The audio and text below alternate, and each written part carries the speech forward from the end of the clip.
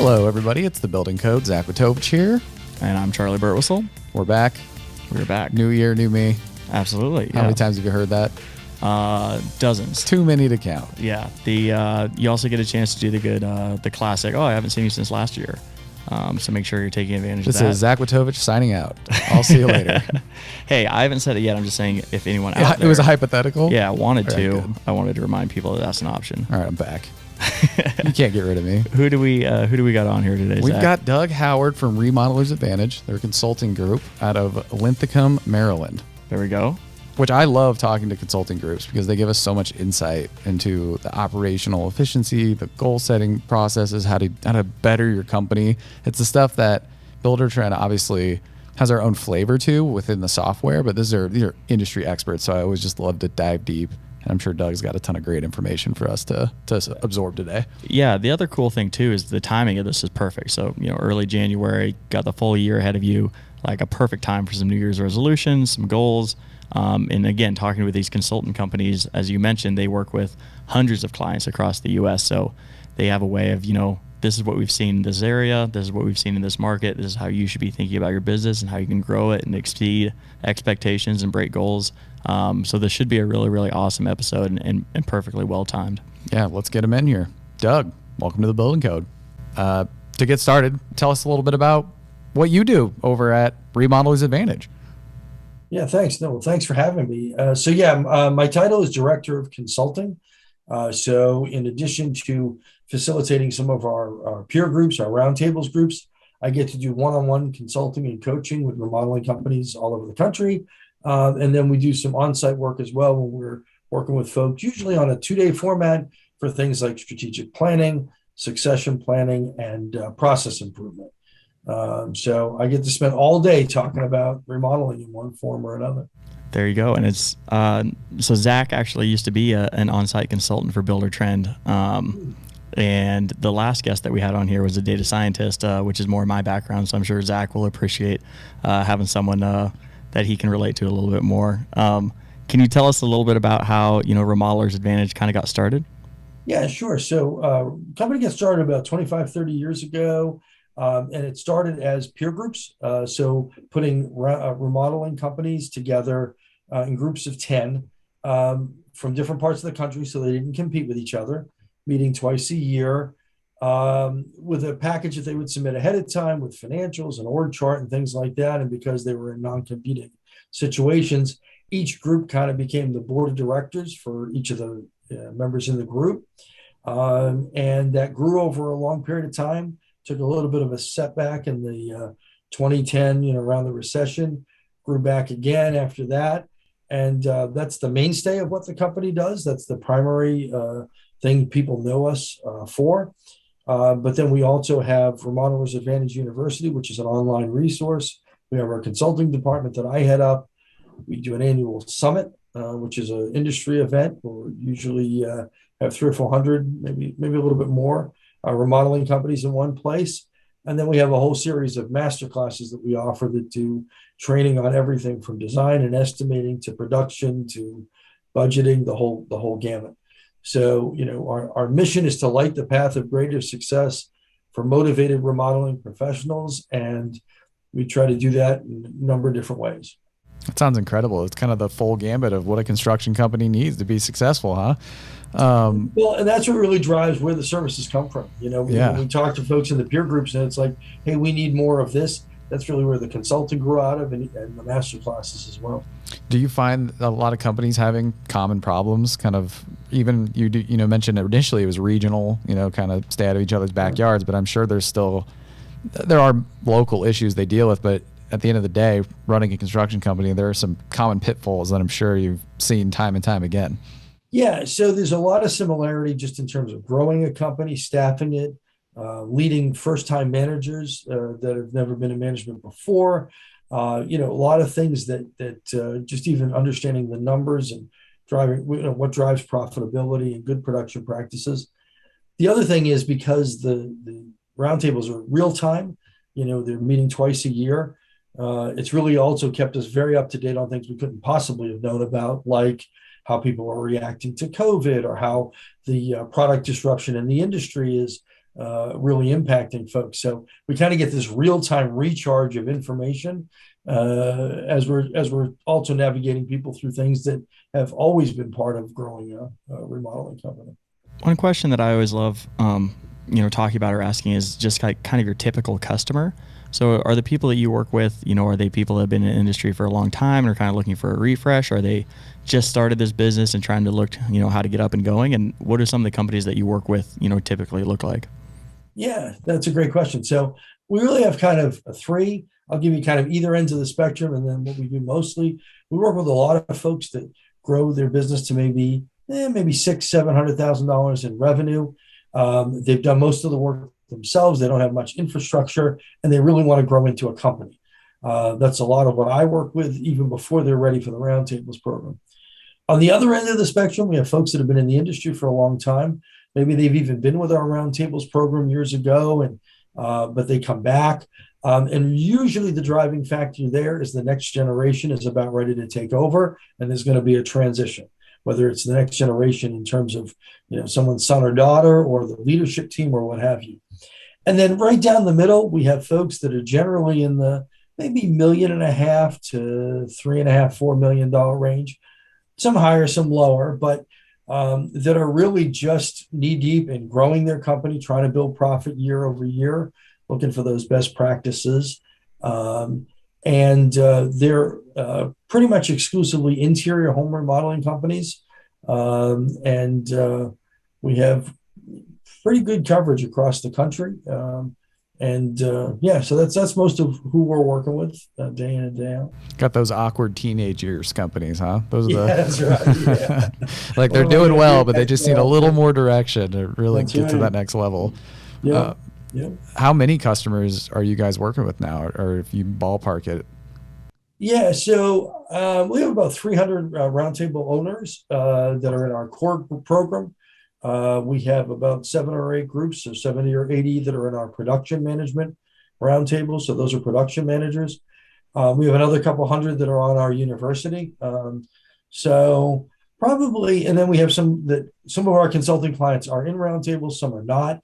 So I'd say we probably on a regular basis are interacting with maybe 500-600 remodeling companies. Wow. So I'm super curious. Obviously, this would be an interesting interview at any given time, but especially in the past couple of years, how kind of crazy busy, remodeling companies have been. Yeah. And I guess the timing of this episode works well in our favor too, where it's going to be released, early January. How should these people think about, kind of goal setting for the upcoming year when they're seeing, workloads that they've never seen before? I mean, the entire industry is kind of flipped on its head. How do you recommend people kind of level setting and saying, okay, here's what we're actually trying to accomplish to, as Zach put it, grow out of these awkward teenage years and be as successful as we can? Sure. That's a great question. So the biggest thing that we see right now is normally the pace of growth of a company was what you could sell, right? And a lot of companies right now are outselling by far what they can produce. And so really now things like production capacity, how do we grow it? How do we know what's coming around the next curve? That's a much, much bigger part of what we're talking about. So what I really try to do is get folks to think about growth in terms of a 5-year plan. I always want to know where people want to be 5 years out. And even though people say, well, how can you do that in the crazy world we live in? I will tell you the people that had 5-year plans as they were going through COVID, they at least knew how far off track they were. It was a really good rudder to bring them back in line. So we try to get that established. And then we look at where they are. I like to look at things quarterly. And I like to look at like a monthly average for that quarter. So when someone says, I want to grow from, say, 3 million to 3.5 million, right, in revenue, I'm more interested in that represents about $250,000 a month in work, right? And we're going to grow to something that's probably just a little bit closer to 300,000 a month. So I try to look at, right now we're doing a lot of this. What do we have in the first quarter? What do we have sold? What's in design? What's in production? When do we get to that level? And usually that level will grow over the year. So if we need to average 250, we might be at 210 for the first quarter and 230 or 40 for the second quarter on up into the other quarters. It's a much more manageable set of questions. We can look at what's going to drive production capacity. Hey, we need another small job, or we're going to be finishing a big job. We need another one to start in May. It really translates all these numbers into something actionable. But the really cool thing about it is when someone grows at that pace and each of those quarters has an escalation, when they get to the fourth quarter, all they really need to do is maintain that level for the next year, and they're going to go up in revenue again, right? But they're doing it in a very controlled and a very profitable way, as opposed to, we sold a bunch, let's go build a bunch. Let's go sell a bunch more, let's try to fit it in. It is really hard to stay profitable in that mindset. I always love talking to the consultant. We get a lot of consultants on our podcast, and you guys lay out your steps, and you just make it sound so easy. I could just, a builder, when they're like trying to get their jobs done, and that's exactly what they're going through, is like, I just got to sell and I got to build. And like, you take a step back and there's a process, and it seems complicated, but there's strategy, there's steps to follow. It builds that foundation, and eventually it's just what you do. That's just how you run a company. Just takes translating all that information into actions is really important. And one interesting phenomenon we're seeing right now is most production, I think, over the years has been primarily driven by the order in which things are sold. Right. You sell something, it goes in design, it gets to production, that's the order it's done. Now we're seeing, because of product delays, type of projects, things like that, it's much more about what's the next thing that we can get into production and how's it going to fit that slot. So I always tell people, predicting what the start date for a project used to be interesting information, and now it's critical information, because we need to work backwards from that date if we're going to maintain those levels of production capacity. I really like you pointed out having the 5-year plan is like your baseline, that you'll always want to be reevaluating. I want to dive a little bit deeper in that. When you are going through your 5-year plan exploration, how do you see that through, or do you deviate off your 5-year plan given the circumstances? How rigid are you when you're consulting your clients to stick to, this is our 5-year plan, this is what we want to do? Yeah, I think when they set the goals, if they're really meaningfully set, sticking to that is really, really important. A lot of people work really, really hard, and what they get out of it is just kind of what's left over. And I'm a big believer, if we determine what kind of money do you need to be making, how many hours do you want to be working, I tell them, I want to predict as much of that 5-year model as we can based on where they want to be, and then put the appropriate demand back on the business. So what happens is, during that process, as circumstances change, the strategies change, maybe the timing of certain things, but not the end goal. So I always kind of give people the example. It's like, if we were going to take a 5-day road trip, we had to be somewhere that has specific time and destination, one of my kids' graduations or wedding or something like that. If we came out of the first day and didn't get as far as we thought we wanted to, the next day we'd leave a little earlier, we'd take a different route, drive a little faster. And if by day 3 we weren't really close at all, we might, turn in the rental car and take a flight the rest of the way, right? So really what comes up now is, the tactics may change, the pace of things may change, but what we really shouldn't be making the variable is where we're going to be and when we're going to get there. And when we hold to that sort of level of discipline, then it's a lot easier to kind of decide, hey, we need to ratchet things up a little bit here, or we need to take a different approach.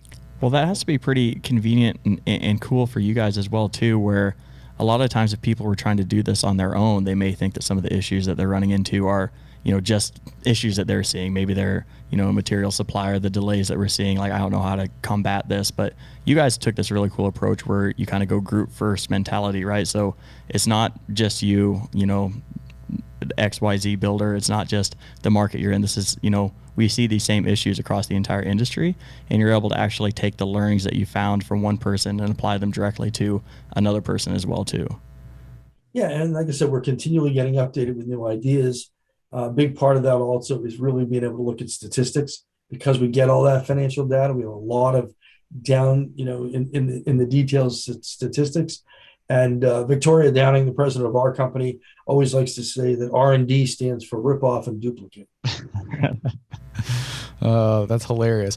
Whenever one of our guests brings up data or statistics, I always look at Charley, because his eyes light up. He's like, "Ooh, I want to see those reports." Well, you are kind of speaking my love language there, Doug. Something I'm kind of curious about, and you actually kind of beat me to the jump there, is how you measure success once you kind of establish this plan. So you've mentioned just, total revenue at the year end. Obviously, that's a bit more of a reactive measure. How do you what typical things do you encourage businesses to kind of track and keep track of throughout the year to make sure they're, on the right path and they're making good distance on their road trip, as you put it? Yeah, yeah. We always want to make sure that we're keeping a good handle on overhead. I think that's one thing that's easy to kind of get away from you. So we want that to be fixed. And a big way that we do that is making sure that people are putting things into cost of goods that really relate to the fluctuations that go on in the field. So we truly have an understanding of what does it cost to operate this business, whether we do 2 jobs or 20 jobs. Second thing that's really, really huge is things like closing ratio. How much is our marketing doing for us? How much is that translating into the kind of business we want? Profit margin on jobs is huge. Some of that comes down to pricing, but also some of it comes down to how well we actually produce jobs, and look at the job reviews at the end and really learn lessons from that, take action on that. And so that's a big part of it. And then within the 5-year span, there's other things that we're usually trying to accomplish, like maybe it's reducing debt, or maybe it's building out the org chart, but maintaining profitability, right? So 5 years from now, maybe I don't want to be doing everything that I'm doing right now, but when I get there, I don't want to have to have given up what I was supposed to make in the meantime. And so one of the biggest challenges we find is lining up the financial side of things with the people side of things, right? So if someone will do a 5-year projection, that's great, but it's a lot more meaningful if you can also give me a 5-year org chart that shows who we're going to need in the company and can we afford it along the way to make that come to life. And so that's why, so much of what technology can do is really let us game out those scenarios, right? What does that look like? How much capacity can a production team handle? What if we slightly improved margins? What if we slightly improved efficiency? And that's where it really starts to get to be fun, because really you can engage the whole team, give them really meaningful information, and everybody then starts to understand how they contribute to this 5-year vision, right?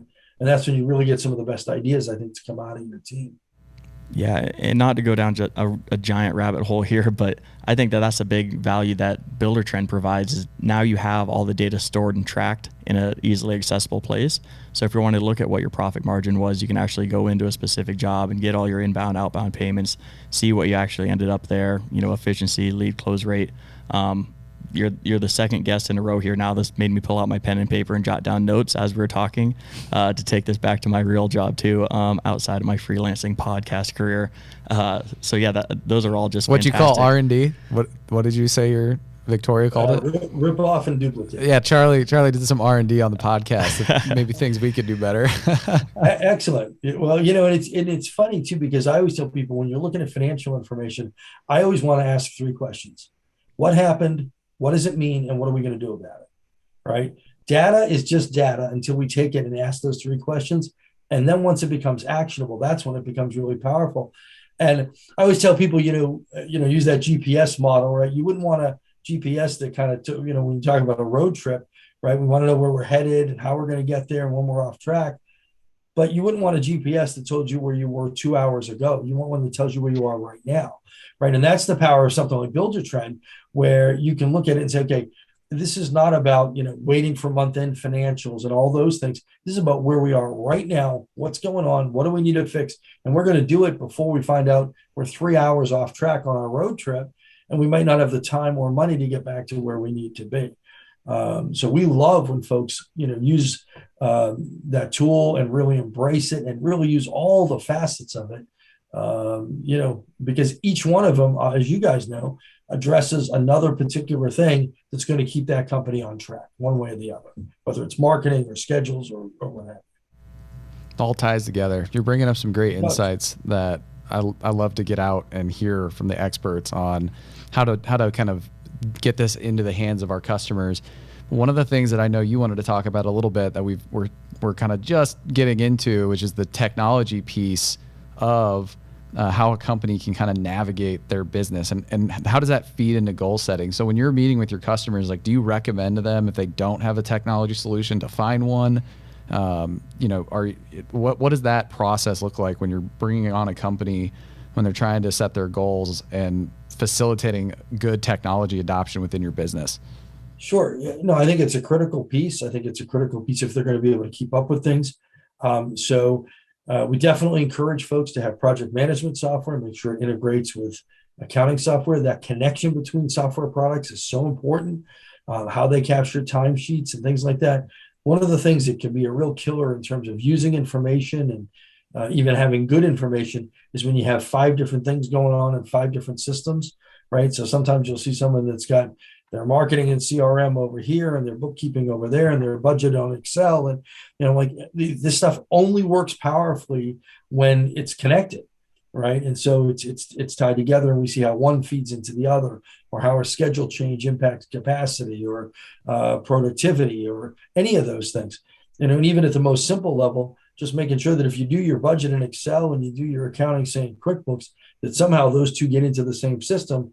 Otherwise, you're not going to know if you're off track, right? The reason the GPS knows that is because it knows where you're supposed to be and where you actually are. If that's in 2 different, platforms, then no one's going to say, "Hey, wait a minute, guys, you're not in the right place." So I think that's a critical piece. There's always the challenge of sort of the upfront training and investment and those kinds of things. But then once that system's in place, the efficiency that comes out of it is tremendous. But mostly just really that early warning system of, hey, something's not the way we wanted it to be. I think most business owners, most remodeling company owners that we work with, they know what to do if they have the right problem put in front of them. It's a lot of times just in the tremendous pace of work or multiple projects, or maybe someone not having the information at the production level who really could make the right decisions. That's when we get ourselves into trouble. So that's I think it's a critical part of anybody trying to execute growth and a long-term plan. So with the not to kind of like put you on the spot here, but obviously the incredible pace that we've had in the past couple of years, especially for the remodeling industry, is that something that you guys kind of anticipate continuing going into 2022? And when you're working with these companies to set their goals, do you encourage them to kind of, shoot for the moon, kind of do a little extra than you would typically anticipate? Or what are some of your thoughts on just kind of the industry as a whole, moving into this next year? It's a great question. I always tell people if I really know, I'd be really in very, very high demand, much more so than I am. But, based on what we're seeing a lot of companies that have the better part of 2022 laid out, built out. Some folks actually already taking projects into 2023. And when we see like the lead flow and things like that, and it's always going to ebb and flow a little bit. My gut feel is we're going to see a really strong 2022 and probably a pretty strong 2023. I think by maybe about this time next year, maybe a little later, we'll start to see signs as to whether or not there's maybe a little bit of a bend in the road or it's going to continue strong. My biggest message to folks right now is if 2022 and 2023 are going to be strong, then let's get things the way we want them right now. Get the team structured appropriately, get the systems in place, the processes cleaned up. I think people are going to look back at this period of time, even though it's been crazy how we got here, and look at 2021, 2, and 3 and say, you know what, during that period of time, I could have moved the ball forward, either in terms of profitability, debt reduction, how we operate. And I'm really encouraging folks not to miss this opportunity. Whether 24 and 25 look like great years, mediocre years, or terrible years, I think everybody will have been well served to make the most they can out of their companies right now. And not just in terms of profitability, but in really getting the right talent, developing them, building just a strong organization. Great advice. We have the pleasure of getting to talk to people who really know their stuff. Charley and I are always just sitting in wonder of like, man, keep going. Teach us what else you want to give us there, Doug. Well, I think the biggest thing we're seeing right now, not only in terms of owners and keeping up with the pace of things, but even attracting the best talent, is also being very careful about managing that work-life balance. Making sure, especially, that as they're planning out the year, that people are getting time off, they're getting time to refresh. We're not burning them out. We're not working them beyond their ability to deliver quality work. Sometimes that takes pacing. Sometimes it takes maybe slowing down a little bit. But I think really the companies that are looking to have good quality, strong culture, and even attract talent, because a lot of what we're seeing right now is people making job changes, not just because there's more money available or even necessarily benefits, but because they can find that money and benefits in companies that will really respect, that they want to have more of a balance. And so I think that's just one of those things that as companies really look at where they are, it's like, what can we do to reduce the stress level? What can we do to help retain talent? And I think that's going to be another hallmark of 2022. I think there's going to be some shifting in the industry. And I think companies that really pay attention to that could find themselves in a much better situation in terms of their capacity. And that topic had actually just reminded me before this. I was out on your website kind of poking around, and you guys have a ton of free resources out there too, with some of your podcast episodes and your blogs and things like that. I was actually looking at one. It was like, I think the title of it was like bonuses and incentives for year-end reviews. So I was taking some notes there. I have my annual with my manager tomorrow, so I'll have to use some of the suggestions that you guys laid out there to bring up to him. But for anybody else listening to this that, is curious about, your company, your Remodelers Advantage, what's the best way for them to, kind of start down this path? Should they just go out to your website, or what does that contact kind of look like? Sure. Yeah. So they can certainly go to the website, which is www.remodelersadvantage.com. Lots of resources there. People can reach out to me specifically. My email is just doug@remodelersadvantage.com. And they can even get directly onto my calendar by going to www.15minuteswithdoug.com. Even if it's just in a very initial conversation where we learn a little bit about where they are in their process, size of their company, that kind of thing, we can always, whether it's the next webinar coming up or the next event or maybe something on our university, it's always fun to be able to take someone and help them make that next step, and that usually helps them, but it also helps build our community as well. Fantastic. Well, Doug, we're about out of time. Thank you for coming on the Building Code to speak with us about your company and the great work you do. You just laid out how people can get in touch with you. That's very gracious of you. Thank you for doing that. We'll hope you come back on the Building Code. But that's all we got. Well, all right. Well, let's hope we're getting off to a good start for a new year, right? Absolutely. Appreciate it, Doug. Thank you. Okay.